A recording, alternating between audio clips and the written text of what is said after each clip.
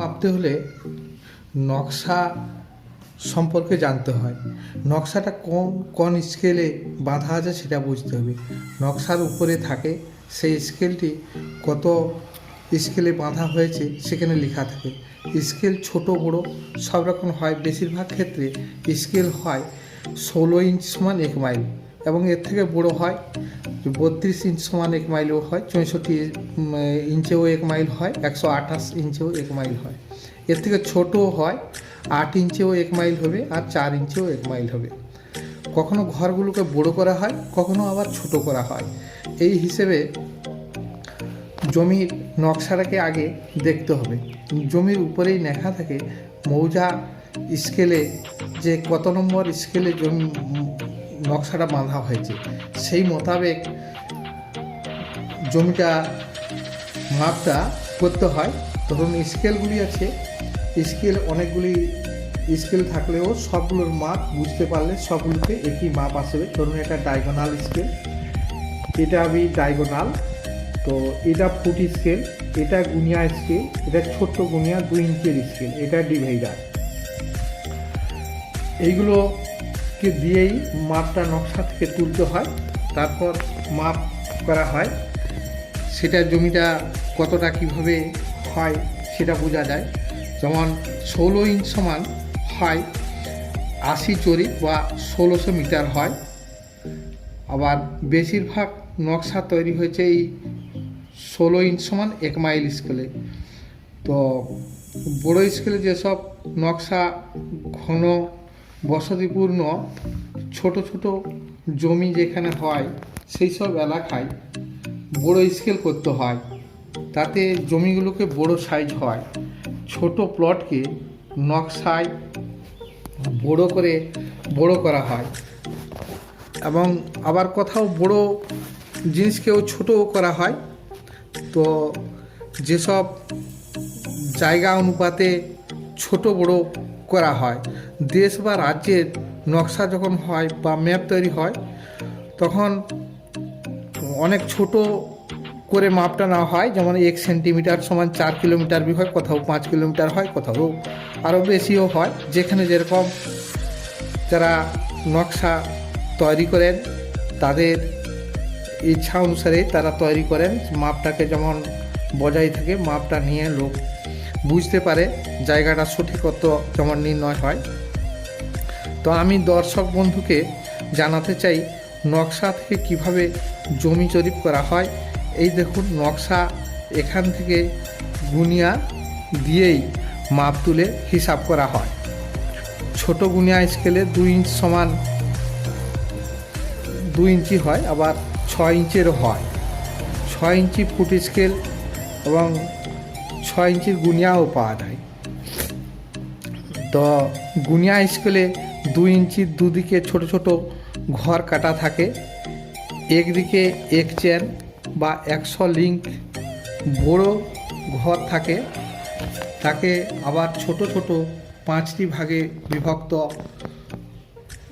করতে হয়। আবার সেই এক এক ভাগকে বা এক এক ঘরকে তার মাপ নিতে হয়। বড় ঘরগুলো ধরুন এই যে এটা গুনিয়া স্কেল, এই যে এটা বড় ঘর, এই সেটটা বড় ঘর, এই জায়গা থেকে এই জায়গা পর্যন্ত হচ্ছে 1 চেন বা 66 ফুট বলতে পারেন। এই যে এইখান থেকে এই পর্যন্ত, এবং প্রত্যেকটা ঘর 1 চেন করে এরকম লেখা আছে। এগুলো 1 চেন বা 66 ফুট 20 মিটার, এইগুলো সব এরকম আছে। 22 গজ করে প্রত্যেকটা ঘর, না 30 চেন আছে। এপাশের ঘরগুলো সেরকম, মানে এখান থেকে এই পর্যন্ত হচ্ছে 1 চেন। মাঝখানে যে লম্বা একটু দাগ আছে, দৈর্ঘ্যটা বেশি আছে, এটা হচ্ছে 50 কড়ির দৈর্ঘ্য। এগুলো প্রত্যেকটি ঘর 10 কড়ি করে। এই 10 কড়ি সমান 6.6 ফুট হয়, আর 2 মিটার হয়, আর 10 লিঙ্ক হবে। তো এটাও সেরকম থাকে। তো ফুট স্কেলে এই যে ঘরগুলো থাকে, ফুট স্কেলে যে এখান থেকে এই পর্যন্ত হচ্ছে 100 ফুট, আর এই মাঝখানের যে এটা হচ্ছে এই দাগটা হচ্ছে তোমার 50 ফুটে থাকে। এই ঘরগুলো প্রত্যেকটি ঘর 10 ফুট করে, সেরকম এটা আছে 660 ফুট, এ পাশটা আছে 5 ফুট করে, সেরকম এই যে এইখান থেকে এই পর্যন্ত হচ্ছে 50 ফুট, 50 ফুট, আর এইখান থেকে এই পর্যন্ত হচ্ছে 100 ফুট, সেরকম এই দাগগুলো সেরকম থাকে। এই ছোটো গুনিয়ায়ও তাই হয়। আবার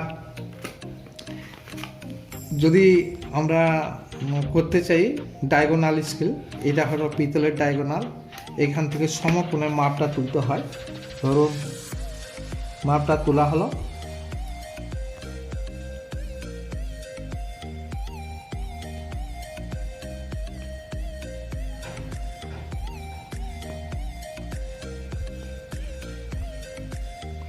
এরকম নেওয়া হলো, এখানে নিয়ে এখানে হিসাবটা নিতে হয়।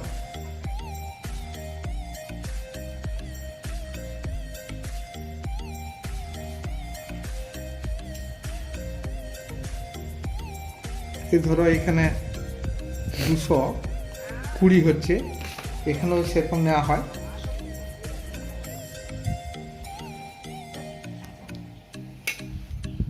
এখানে একটু এই যে এখানে বসে যাচ্ছে এরকম 220, তো সেরকম ধরো এখানে যখন নেওয়া হবে গুনিয়াতেও সেরকম এখানে বসানো যায়। এই যে 220 বসছে, এই হিসেবে মাপটা তুলতে হয়। তো এইগুলোর মাপটা জানলে প্রত্যেকটা জিনিসকে বুঝতে পারা যাবে। ডায়াগোনাল স্কেলে জরিপ করতে হলে ডিভাইডারটা লাগে, আর যদি গুনিয়া বা ফুট স্কেলে করেন তাহলে এরকম করে বসাতে পারেন একটা জায়গায়, এরকম বসিয়েও তোলা যায়, আর ডিভাইডারেও তুলে মাপটাকে সেটা সঠিক হিসাব করা হয়। তো ফুট স্কেলে 6 ইঞ্চে 660 ফুট হয়। প্রথমে 10 ভাগ করা থাকে, এক একটা ঘর 10 ফুট করে থাকে, 10টির মধ্যে একটি দৈর্ঘ্য বেশি থাকে, সেটা 50 ফুটের হয়ে থাকে। তবে এত সবের মধ্যে দৈর্ঘ্য প্রস্থ গড় করে নকশার কত পরিমাণ জমি আছে তার হিসাব করা হয়। তো এই হিসাবটা জানতে হলে আরও একটা জিনিস জানতে হয়, যে 1 ডেসিমিল সমান 100 বর্গলিঙ্ক হয়, ফুটে হলে সেটা হচ্ছে 435.6 বর্গফুট, আর মিটারে হলে 40.47 বর্গমিটার হবে, গজে সেটা হবে 48.4 বর্গমিটার হবে। বড় হিসাব করতে গেলে সেটা একরে হলে 100 ডেসিমিল হয়, ফুটে হলে 43,560 বর্গফুট, এবং মিটারে 4047 বর্গমিটার হয়। তো দৃষ্টান্তস্বরূপ আমি একটা প্লটকে ধরো এটা জরিপ করা হবে, সেটা আমি দেখাচ্ছি যে এই জরিপটা কিভাবে করা হচ্ছে। এটা আমি ধরো 172 নম্বর এই প্লটটা নিলাম। এই প্লটটা আমি এই যে ধরুন এই গুনিয়া স্কেলে তুললাম, এটা 235 বর্গলিঙ্ক, দৈর্ঘ্যটা হচ্ছে 235 বর্গলিঙ্ক। এই ধারটা এই পাশটা হচ্ছে একটু কম হচ্ছে, এই 200, এটা 220, হ্যাঁ 220 হচ্ছে এই পাশটা। তো এই পাশটা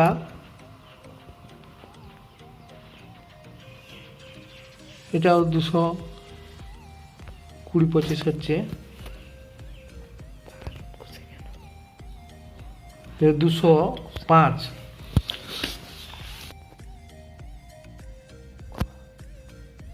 এই যে এটা গুণ করা হলো, গুণ করার পরে 49,253 আসলো, তাকে 1000 দিয়ে ভাগ করতে 49 ডেসিমিল হলো। তো সেরকম যদি আবার ফুটেও করা যায়, ধরুন ফুটটা এই প্লটটাকে আমরা নিব, তো প্লটটা এই যে এই প্লটটা, এটা ধরুন আমি এটা ফুট স্কেলে নিলাম, ফুট স্কেলে এটা 155 ফুট বলছে, আর এই পাশেরটা বলছে 150 ফুট। যাই হোক, এটা দেখো যে এইটা আসছে 150 ফুট, 155 ফুট, 135 ফুট, 145 ফুট। একে আমি যোগ করলাম 155, 145কে যোগ করে 300 হলো, তাকে ভাগ করতে 2 দিয়ে 150 পেলাম। সেরকম এই দুটাকে যোগ করে এটা পেলাম 142.5, এটাকে ভাগ করে দিতে, তো এটা গুণ করতে দাঁড়াইলো 21,375 বর্গফুট, এবং একে 435.6 বর্গফুট দিয়ে ভাগ করতে সেটা আসলো 49 ডেসিমিল।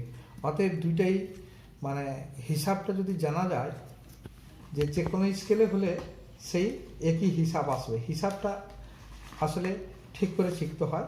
তো যদি বুঝতে অসুবিধা হয় বা জানতে চান তাহলে কমেন্ট করবেন এবং লাইক করবেন পরবর্তী ভিডিও পেতে।